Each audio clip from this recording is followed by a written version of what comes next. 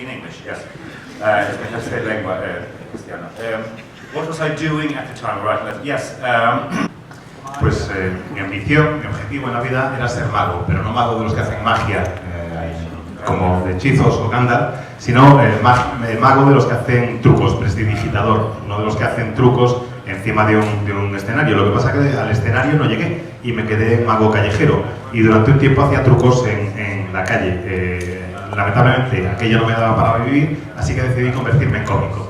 De estos stand-up comedians de los que se ponen de pie y hacen monólogos, y me dediqué a eso durante 12 años, pero en los últimos 3-4 años que me dediqué a esa profesión, pues vi que no era lo suficientemente popular como para ganarme la vida con eso, y empecé a escribir material para otros cómicos, les escribía chistes para otros que eran más famosos que yo, pero tampoco eso acabó por salir demasiado bien, así que decidí que, ¿por qué no intentar escribir literatura? Y empecé escribiendo algunas novelas e historias cortas y me dio en el año 2000 por probar suerte con el terror.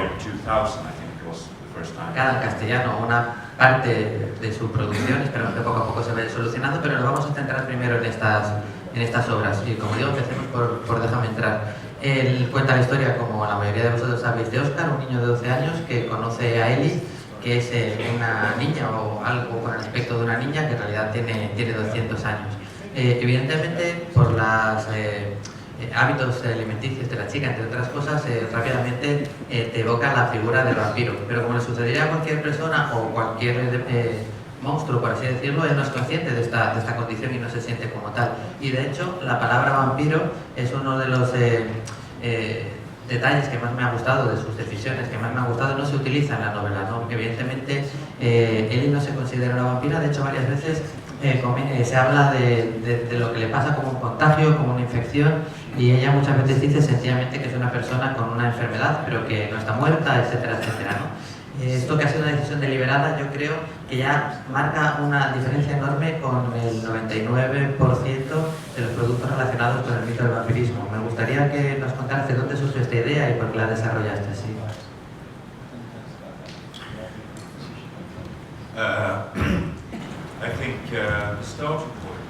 El punto de partida para la mayoría de mis historias es saber qué es el monstruo, entender en qué consiste el monstruo. Hay muchos libros, muchas historias en las que el monstruo es simplemente alguien que de repente se echa encima de otro personaje y trata de atacarlo. Y eso no basta. Que sea alguien que se eche encima y trata de matarte, a mí no me bastaba. Yo quería hacer algo más interesante, permitir que el lector o el espectador se identificase con el monstruo, que entendiese por qué era como era. Y ese es el punto de partida de mi historia, tratar de que quien lo lea o quien lo vea entienda qué es ser un monstruo. No quería centrarme en la imagen romántica del vampiro, de ahí surge la historia también, igual que tampoco quería centrarme en la imagen tradicional de los zombies, que eso es algo que ocurría que son los protagonistas de mi segunda novela. Básicamente, ser un vampiro me preguntaba qué conllevaría en la vida real. No iba a ser algo tan glamuroso ni de puta coña como nos lo han vendido. Ser un vampiro implicaría, si alguien lo fuese de verdad, pues una existencia muy solitaria, muy triste, muy deprimente y muy dura, porque a la hora de sobrevivir lo haces alimentándote de la sangre de otra persona. Y Ellie siente eso. Ellie es una niña en el fondo y no le gusta tener que hacer lo que hace para sobrevivir. Ese es el punto de partida para la historia, y eso hacía imposible que mi vampiro pudiera llamarse Edward o parecerse en absoluto a ningún Edward. Esa es una de las razones por las que posiblemente los lectores se puedan identificar con el monstruo y puedan comprenderlo. Eso es lo que yo pretendía hacer, que el espectador y el lector puedan entender e identificarse con el monstruo. Bueno, pues primero estamos hablando de Ellie como una niña. Ellie es mucho más, de hecho no se la podría definir como niña leyendo la novela, y hasta ahí podemos leer. De hecho, parte de la clave está en el propio nombre del personaje, pero en la novela, sin hacer ningún spoiler, sí que utilizas un sistema que me parece maravilloso para introducirnos dentro de los flashbacks, ¿no? Que es cada vez que hay algún contacto físico entre ellos, sobre todo, por ejemplo, que Ellie besa a Óscar, él tiene como acceso o revive en cierta manera un poco el pasado de Ellie. Yo sé que tú fuiste el guionista de la versión sueca de la película, por lo cual, en cierta manera, tú decidiste prescindir en pantalla de este recurso, que me parece muy bonito y sorprendente. Cuéntanos un poquito por qué. No, I didn't do that. But I only have one flashback, I think, in my script. But they kiss earlier in my script. Bueno, la decisión de no incluir el flashback en la película no fue mía. En el guión que yo había escrito había solo un flashback. Y era el momento en el que se besan Oscar y Eli, y se besan mucho antes de lo que ocurre en la novela. Lo que pasa es que cuando Thomas rodó la escena, porque esa escena que yo he escrito en el guión se llegó a rodar, surgieron una serie de problemas. Es una escena bastante dura en la que castran y desangran al personaje de... Uy, vaya, os lo he destripado. Bueno, el caso es que se rodó de todas formas la escena, y para rodarla, Thomas es un director al que le gustan las imágenes muy realistas. Y hay un momento donde, claro, si la van a desangrar, le tienen que cortar la piel. Y él no quería que fuera una piel sintética, de estas casi como gomosa, que no queda bien. Él quería que fuera piel de verdad. Entonces, a uno del equipo de producción, se le ocurrió, oye, ¿y si lo hacemos con la piel de un cerdo? Buscamos a un cerdo que esté enfermo, que sea mayor o lo que sea, y que estén a punto de sacrificarlo, y le rajamos para que se vea cómo se corta la piel.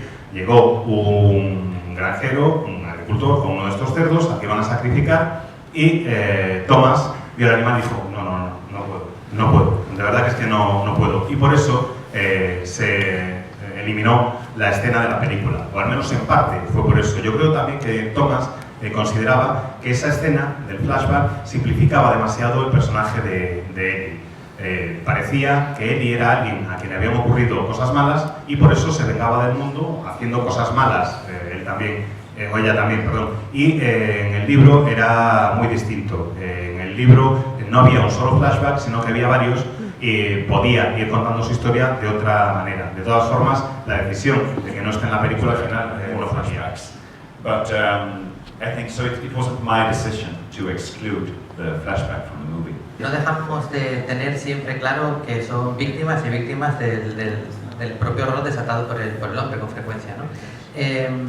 En el caso de tu novela queda muy claro que, aunque por el comportamiento el parásito, por decirlo en una palabra, podría ser Eli, uno acaba teniendo la sensación, a medida que avanza la novela, de que los parásitos que hay de verdad son otros. Son pues el grupo que forman Morgan, Jackie, Larry, y otros de los que te podrías encontrar a lo mejor en cualquier bar de esos suburbios de Estocolmo, que nos cuentas también, ¿no? Que es algo de lo que hablaremos luego. ¿Tenías esa intención de hacer que la gente empatizara con él, o a medida que fuiste desarrollando el personaje te fue ganando a ti el primero y entonces fuiste mostrándolo poco a poco de otra manera?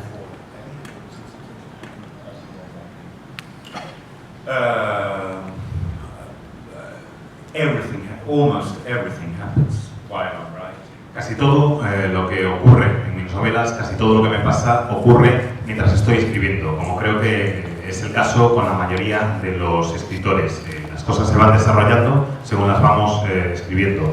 Lo que ocurre es que para que esta historia fuera creíble, y era muy importante para mí que fuera creíble, que el lector pudiera pensar que lo que se le estaba contando podía haber sucedido, tenía que describir muy bien el entorno en el que ocurría. Y lo que hice fue describir el barrio de Lakeberg, que es en el que yo crecí.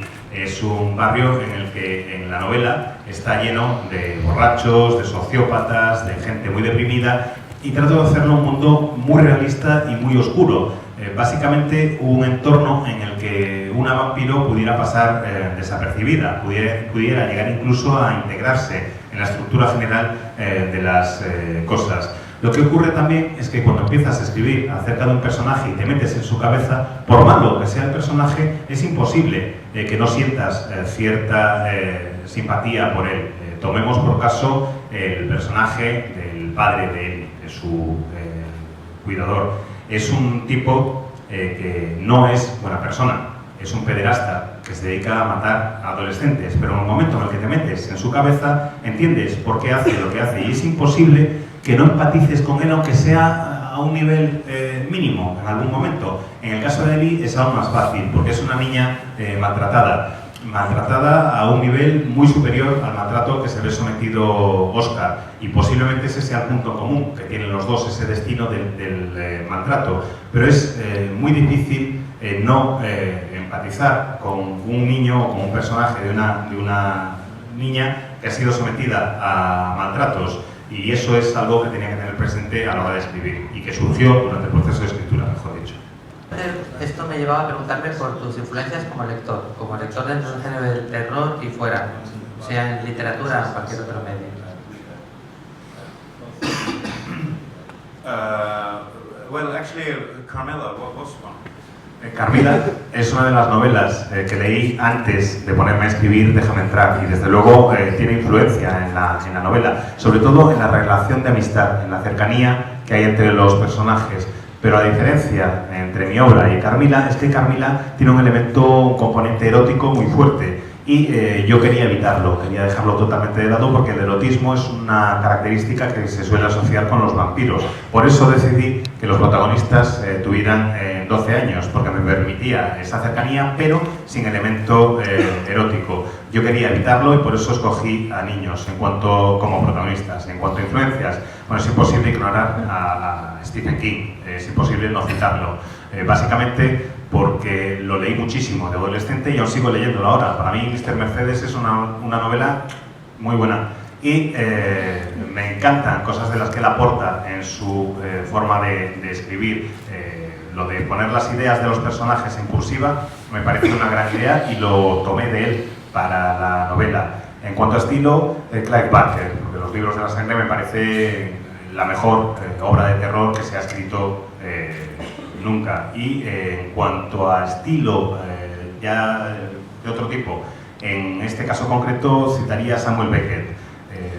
Trato de contar historias acerca de la oscuridad que llevamos nosotros en nuestro interior, no solo acerca de los monstruos. Supongo que en algún momento volveré a los monstruos, pero cada vez más lo que me preocupa es la oscuridad que lleva el ser humano en su interior, ese vacío existencial que nos obliga a tratar de alcanzar al otro, que nos obliga a tratar de estar en contacto con el otro. Y no es exactamente eso lo que describe Beckett en su obra, pero sí considero que es el mejor a la hora de describir ese vacío metafísico del que todos vivimos rodeados. Y lo que trato de hacer en mi obra es reflejar ese vacío y monstruos. I know this sounds unbearably pretentious, but sé que lo que acabo de decir suena pretencioso hasta ser casi insoportable, pero en mis historias lo que trato de contar es lo que le ocurre a gente que se encuentra en situaciones en su vida en que están en el vacío, están en una situación de vacío que no saben cómo solventar, están en una mala situación personal y el vacío es lo que tienen ante sí. Oscar es un ejemplo claro de ese tipo de personas o de personajes, y escribo sobre ellos porque creo que la gente que está en esa situación es la que es más proclive a escuchar el susurro del otro lado, a escuchar el susurro del monstruo, el que trata de llegar a ese otro lado. Si tienes una vida cómoda y segura, si estás en una relación donde hay cariño, si tienes un buen trabajo, ¿por qué vas a prestar atención al otro lado? ¿Por qué vas a buscar nada más? En cambio, si no estás ahí, si estás en ese vacío, si te rodea ese vacío, es posible que te atraiga la idea de alcanzar el otro lado y ponerte en contacto con el monstruo. Y me ha quedado un poco pretencioso igual, pero bueno. Déjame entrar, como digo, sí que ya nos mostraba una serie de características que van a seguir latentes en el resto de su producción. Nuevamente, hay una figura del panteón de monstruos clásicos como es la del zombie, pero nuevamente esconde detrás una historia mucho más profunda en la que hay una importante reflexión sobre la muerte, sobre la respuesta de los vivos a la muerte, a un posible regreso de la muerte. De nuevo, vuelve a haber crudeza, pero afrontada de una forma muy realista, no como veníamos a estar acostumbrados en el terror más convencional, con espectacularidad y gore, etcétera, etcétera. Y sí que hay otro rasgo que me gustó mucho en las novelas, que es un rasgo muy distintivo en cada caso. En el caso del vampiro era el hecho de que él a sí mismo no se considerara como tal, y en este caso siempre se produce en las novelas de zombies, digamos, la explosión del fenómeno zombie por sorpresa. Sin embargo, yo me habrá pensado, como han pensado muchos de nosotros, han tenido que haber alguna pista, algo ha tenido que pasar. Y aquí no se desarrolla el principio de la novela, como suele suceder en las historias de zombies, sino que primero, bueno, pues de repente los electrodomésticos se apagan, hay una extraña ola de calor, como que él introdujo como nos fue conduciendo, creando el estado de ánimo adecuado como lector, preparándonos para que algo va a pasar, ¿no? Me gusta mucho esta previa que generalmente en la literatura de zombies o de infecciones generalmente nunca vemos.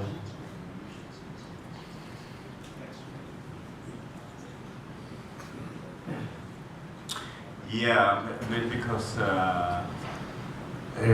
efectivamente, a mí lo que me gusta en mis obras es ir creando la tensión antes de empezar con la acción, y eso es lo que hice en Descansa en Paz. Y para crear tensión tienes que ir, pues eso, creándola, haciendo que aumente poco a poco. Y en la obra empiezas primero con el dolor de cabeza y va subiendo el calor, va subiendo la temperatura y ves toda una serie de presagios de lo que está a punto de ocurrir. Los electrodomésticos dejan de funcionar y eso ya te va a indicar. no se puede apagar las luces o nada. Funciona, pero es imposible quitarlas. Es imposible apagar la luz, como acabáis de oír, y en el fondo lo que pasa es que a nadie le interesa saber en este tipo de novelas por qué los muertos vuelven a la vida, por qué se alzan de entre los muertos. Ha habido muchísimas explicaciones, a cada cual más tonta, en libros, películas y series de televisión, pero para mí eso no era lo importante. Yo creo que en el fondo a nadie le importa esa explicación, sino que lo que quieren es ver la historia de zombies. Lo que yo escribí en Descansa en Paz, lo escribí antes de la moda zombie que tenemos ahora, lo escribí en 2001 y 2002. Si en Déjame entrar la pregunta a la que quería responder era ¿qué se sentiría siendo un vampiro? En el caso de Descansa en Paz, la pregunta era aún más compleja y más dura, y era decir, ¿qué sentiría yo si volviera de entre los muertos? ¿Qué es lo que querría hacer si volviera a la vida? La verdad es que no sé muy bien qué es lo que querría hacer, pero creo que lo de comer cerebros no iba a ser lo primero que se me pasase por la cabeza. Supongo que mi primer instinto sería querer volver a casa, querer recuperar la vida que había tenido, y qué es lo que puede ocurrir cuando quieres recuperar esa vida, pero es imposible tener la vida que habías llevado antes. Mis zombies están prácticamente en estado vegetativo, en estado de muerte cerebral. Pueden pensar, pero no tienen mucha capacidad de hacerlo. Lo que ellos quieren es recuperar una vida que ya no pueden recuperar. Y hay un personaje que trata de lavar los platos y está tratando de lavar los platos y lo único que hace es tirarlos y romperlos. Quiere volver a tener algo que es imposible. Y quería analizar bueno, pues ese tipo de situaciones. Mi padre se ahogó, y eso es un hecho que ha tenido una gran influencia en mi vida. Cuando pierdes a un ser querido, a alguien cercano, lo primero que haces, tu primera reacción como ser humano es decir, por favor, que no sea verdad, por favor, que esto no haya pasado, por favor, que pueda volver a mí. Y lo que yo me planteé es, ¿y qué ocurriría si realmente volviesen nuestros seres queridos, los que hemos perdido a nosotros? ¿Y qué ocurriría si volviesen y no quisieran devorar cerebros, sino que en realidad fueran una versión pálida y más pobre de lo que habían sido? Poorer versions of the ones they used to be.